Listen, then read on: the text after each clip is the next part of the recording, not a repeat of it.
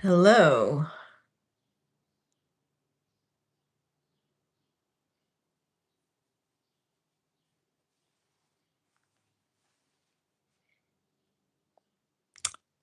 I was going to go live to tell you guys that it's close to the date that I went very low carb 30 years ago. Um,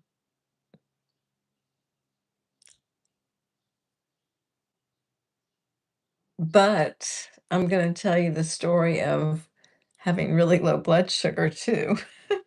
That's the two things we're going to talk about today. And I don't know if anybody is going to come on. Um, well, we have one person.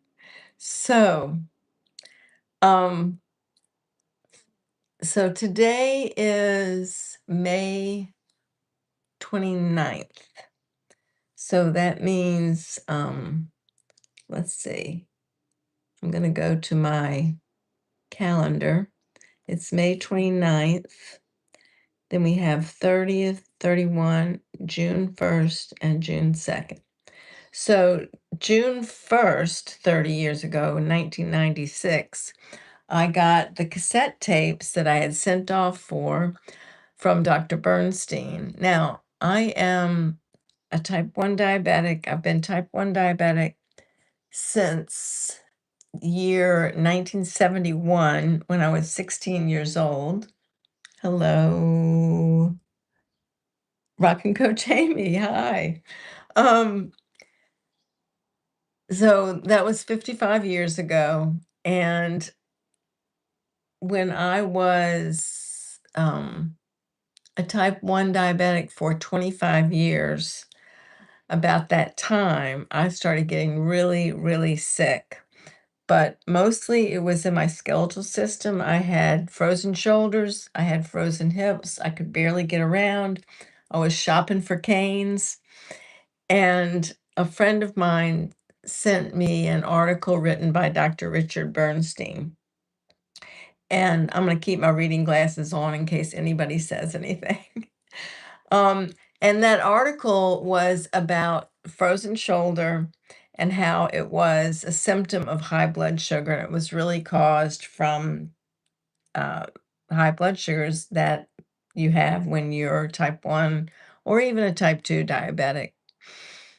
And because I had been thinking that I had another disease, I was thinking that, hi, Paul. I was thinking that I had like rheumatoid arthritis or something, and I was doing research at the hospital library to find out what other disease besides type 1 that I had. And then I read the article by Dr. Richard Bernstein that frozen shoulders and other frozen joints were just the results of having type 1 diabetes.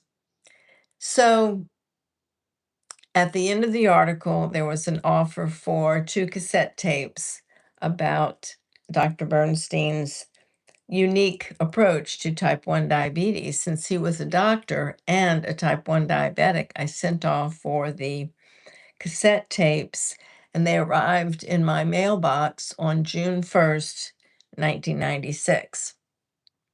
So I was in the backyard with my husband. I went and got the mail. I was in the backyard with my husband, and I was posing for a painting, and he was painting me because this is what we did every day.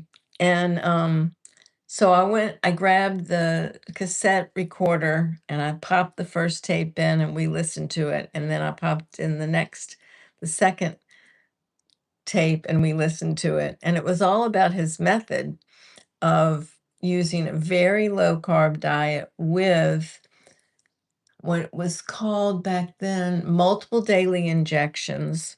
Because at the time, I was only taking one shot of insulin per day. And it was this new thing that diabetics were incorporating several shots a day and taking insulin for each meal. And his plan was to take small amounts of insulin and small amounts of food so that you could easily match them.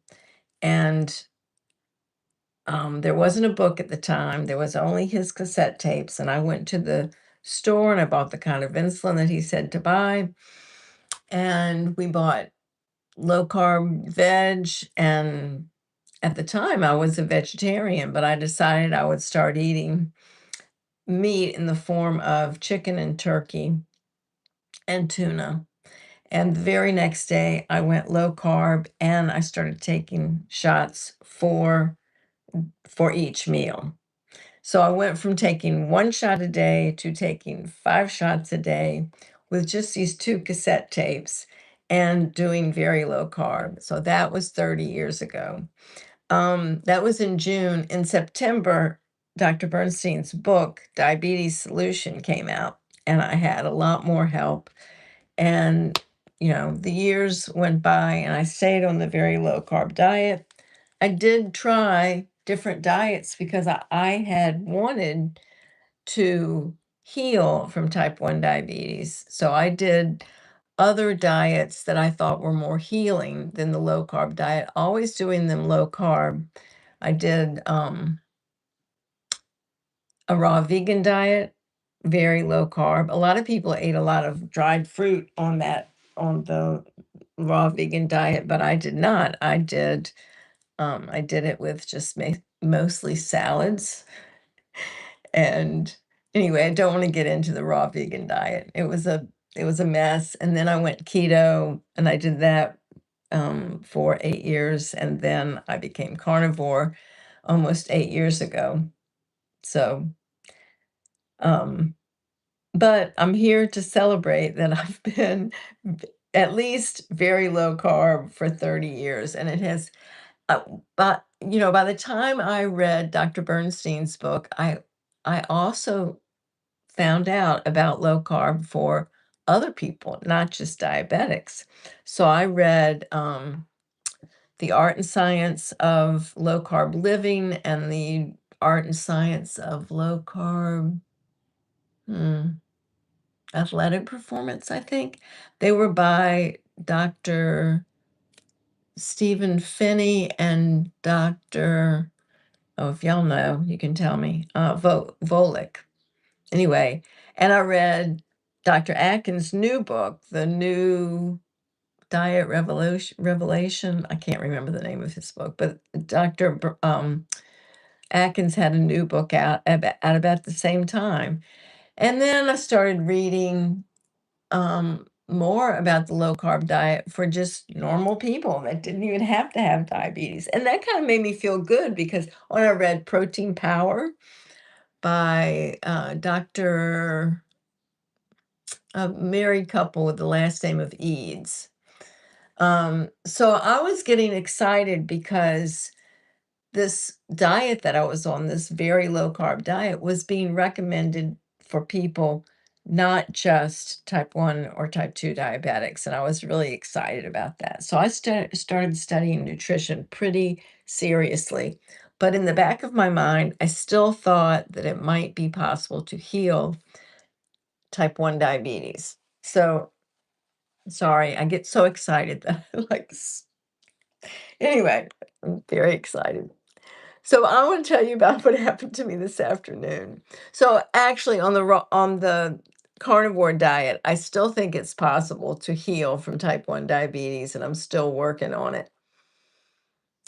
Which means that I walk a lot, and it means that I do everything I can think of to get my insulin requirements lower and lower and lower. And come to find out, that is the basic teachings of the carnivore diet is to get, even for normal people that don't have diabetes, to get their insulin down as far as they can by being carnivore, because a high insulin level is not good for your health.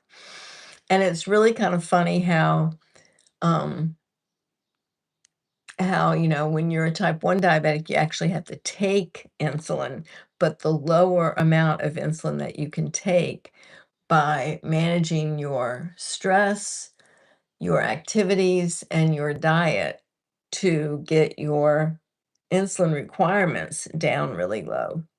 So this afternoon, At noon, I don't know why, but yesterday I went to a new store in town. It was a locally owned store. I'm at a town that I don't live in. I'm visiting my son, and it's Greenwood Lake. And there was this cute little store in town called Country Market, and it was a grocery store and it had fresh meat. So I go in, I'm asking the butcher about the fresh meat. And I just said, I'm going to buy a ribeye because I never, ever eat ribeye. But I've been lately very inspired by some of the carnivores that eat ribeyes often, and especially Charlene Anderson, who eats a ribeye every day with her. Um, I'm looking at the chat to see if there's any more. Any, oh, okay, there's no more. Anyway, um, they eat ribeyes every day. So I'm like, that just sounds so good. And so he had ribeyes. He cut me a ribeye that I asked for, and I was excited today to eat the ribeye. Now, I take only 5 units of background insulin or basal insulin during the day, and then I take other insulin with my meals. Well, before lunch, my blood sugars were low. They were 57. So I'm like, well, I'm not going to take insulin right now. I'm just going to eat half of this ribeye. And it was a big ribeye. It was over a pound. So I figured I'd eat half of it for lunch and then I'd eat the other half at supper. So I eat my half. My blood sugar is still a little bit low, but I figured, I ate, so my blood sugar is gonna come up. And I didn't even take insulin for the half of a ribeye that I ate. So then I've had this nice walk. I'm sorry, I'm looking at my CGM, and it's anyway. I decided to go for a walk without my dog because I could walk faster and then I could come back and then I can take him for a walk. And I'm doing this really nice walk in town that if I leave my son's apartment and I walk to the left all the way to the end of the sidewalk, and then I walk past his block and then down to the water and then back to his house, that's about 2 miles. So it's a great walk, and it's not long, but it's long enough to, if I do several of those during the day, 1, 2, 3, 4. If I do 4 of those during the day, and then one more walk in the evening after supper, then, that gives me my 10 miles, and that's my goal. Well, so I start walking on this walk, and I'm starting to feel really low. I'm starting to feel like my blood sugar is dropping, and I'm like, "But I didn't even take insulin for my meal, and it's still dropping." I'm like, "Oh, man." And I had gotten about a quarter of a mile down the road, and I'm like, "I'm not gonna make it. I'm not gonna make it." And I'm starting to stumble, and I look at my phone at my CGM, and I think at that point, I don't know what it had said. It was in the 40s or something. I don't know. Maybe it said low. And I'm starting to like stumble. Now I can usually walk okay all the way down to the 30s. I've never actually passed out from a low, and I've never actually not been able to walk. So I have my mints with me. I ate 2 mints. And a few minutes later, I'm still feeling really low and nothing's helping. So I eat 2 more mints. I look at my CGM and it just says low. So I'm a little freaked out, and my steps are not confident. And I'm realizing that I'm really in trouble here. So I ate 3 more mints, and then I ate 3 more, and I never eat that many mints ever, ever, ever, because I'm worried that it's going to cause me to have high blood sugar, and I don't want high blood sugar. So then I'm like, okay, I'm I'm I'm kind of almost home, but I still have quite a bit to walk back. So I call my son. I said, "Look, I'm just calling you because I need to keep you on the phone to make sure I get into the house. My blood sugar is really low. Just talk to me." And I am stumbling and I'm thinking, people that are, if they notice me, they're going to think I'm drunk or on drugs or something. And I'm barely able to walk. I don't ever remember feeling this low ever with a low blood sugar. And I'm a couple of blocks away and I'm really worried that I'm not going to make it. And my son is over an hour away and he's working. He can't come home anyway. So I'm actually fell against a building and I'm like, I don't know anybody in town. This is not where I live. These people don't know me. I'm freaking out. I'm not freaking out. I'm just hoping to get home. I've got the keys to the apartment in my pocket. I I turn the corner, I fall against the building, and I'm like, I am gonna make it home. I know I'm gonna make it home. It's just a few more steps, and I see the house, and I've got my keys in my hand, and I take a few more steps. I'm like really worried that I'm not gonna make it, that I'm just gonna like fall, but I don't. I get to the door. I put the key in the door, unlock the door, I walk up the steps, and I'm like, "What am I gonna do?" And I stumble to the refrigerator where I'd put the other half of my steak, and I bring it to the couch, and I sit down on the couch, and I eat a few more bites, and I eat a few more bites, and I'm like, "Damn." Then I'm like, "I've got to test my blood sugar on my meter because sometimes." But I'm feeling really, really low. But I do get my meter out and I test my blood sugar with my meter. And the meter says 60. I'm like, this does not feel like 60. And my CGM is starting to come up. It says 40. I'm like, oh, great. It's 40. It still says low right now. Um, it went up to 44 and then 47. I'm like, okay. And my meter said 63. And I'm like, oh, well, that's interesting. So I tested again and again.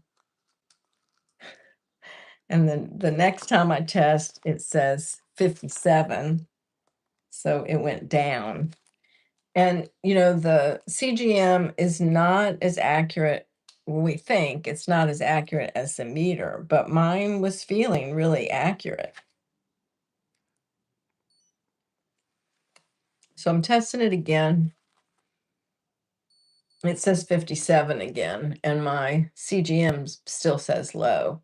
So I'm still feeling really low, but you can tell that I'm coherent. I'm not like not making sense because that's what happens when you get really low. It's hard for your brain to work because you don't have any glucose in your brain and you get confused, but I'm pretty there, so I know my blood sugar is going to come up and I'm just like, this is crazy.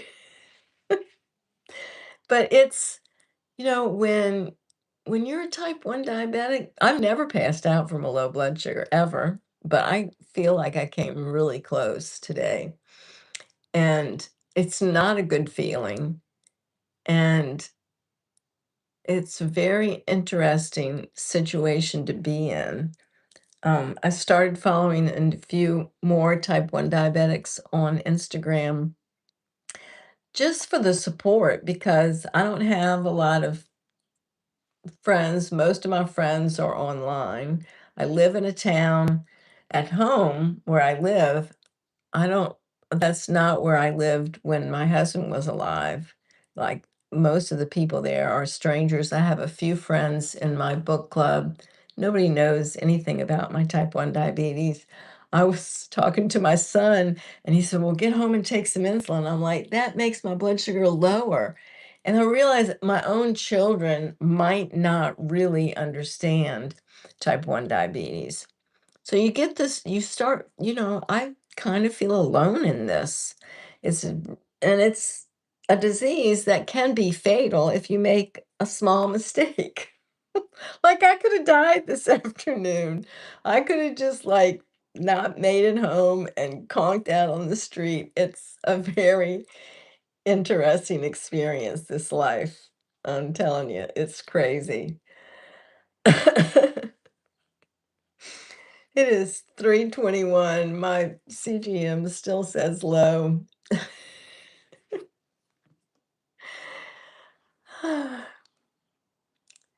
Um, it's interesting because I work really hard to be as insulin sensitive as I possibly can, but this is the danger of being this insulin sensitive.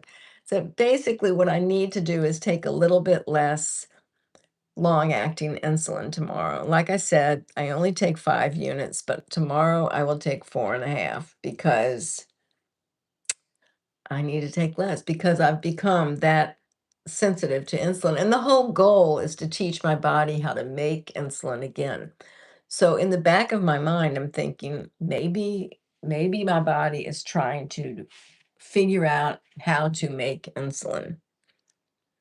And that's the goal. That's always the goal. So something really weird. My whole body is buzzing. Everything is buzzing. It's just buzzing. It's the weirdest. Oh, 41 came. So low is anything under 40. So every 5 minutes it gives me a new result. And now it says 41. That's very reassuring. So my blood sugar is coming up. I will be okay. And you have to just laugh at it because it's ridiculously silly. It just is. It's type 1 diabetes is a weird disease because to treat it, oh, what did someone said something to me? I want to see what they said. Wait a minute. I really should just keep my glasses on. Um, oh, that was weird. Oh, how did this happen?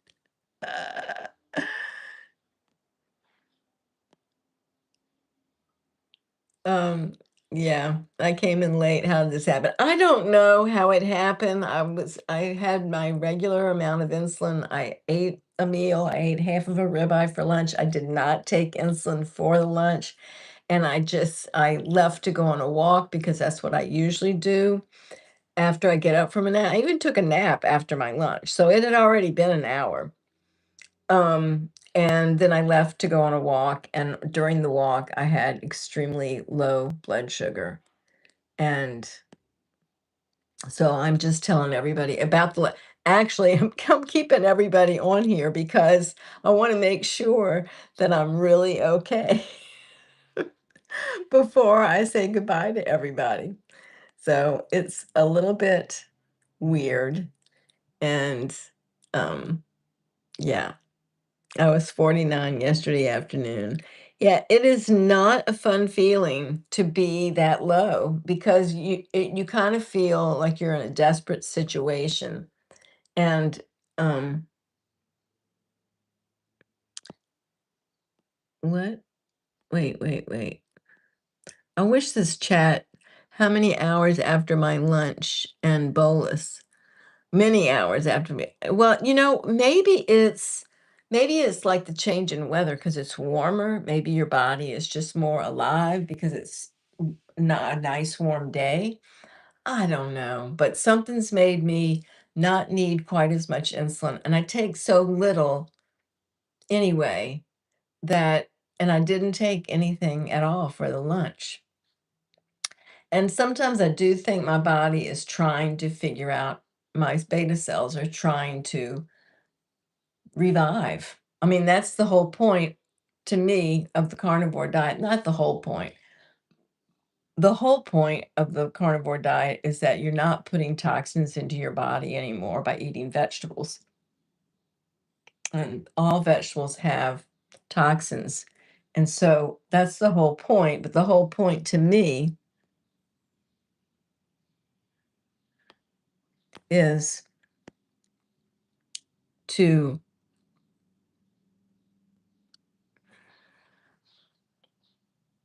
Oh, thank you. Bacon runner, thank you. We gotta get together. We live pretty close. I think we live within a half hour of each other. We need to get together, Bacon Runner and me. After I get home, we'll try to do that. Um, what was I saying? Well, it doesn't feel good to get to be low, and your body just feels like it has no, like you've unplugged from the energy source. And that was a strange, strange feeling to be stumbling home.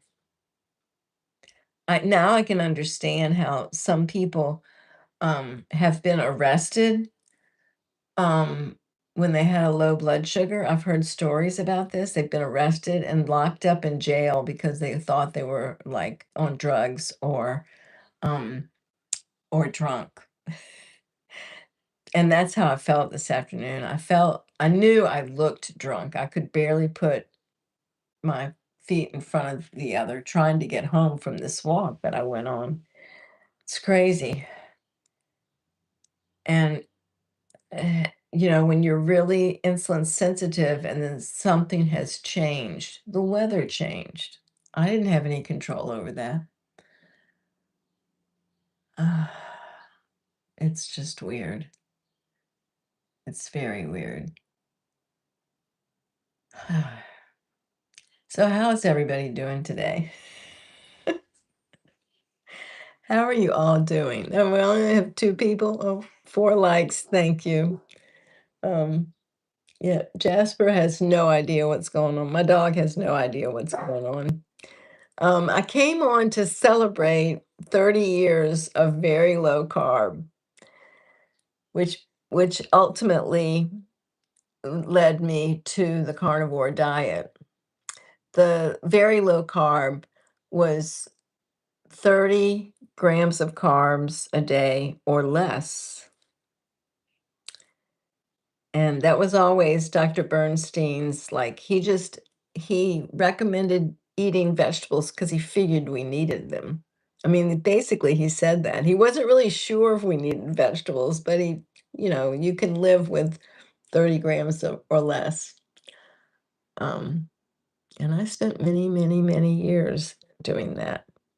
And over the years, it just got to be fewer and fewer carbs. Well, I'm gonna look at this. We're approaching 30 minutes. Um, I would like my blood sugars to go up a little more before I sign off. It's 41 on my CGM. Let's see what my meter says this time.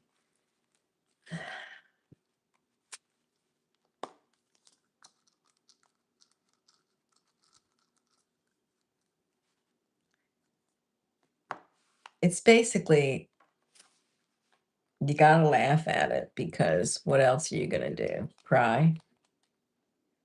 Nope, not me.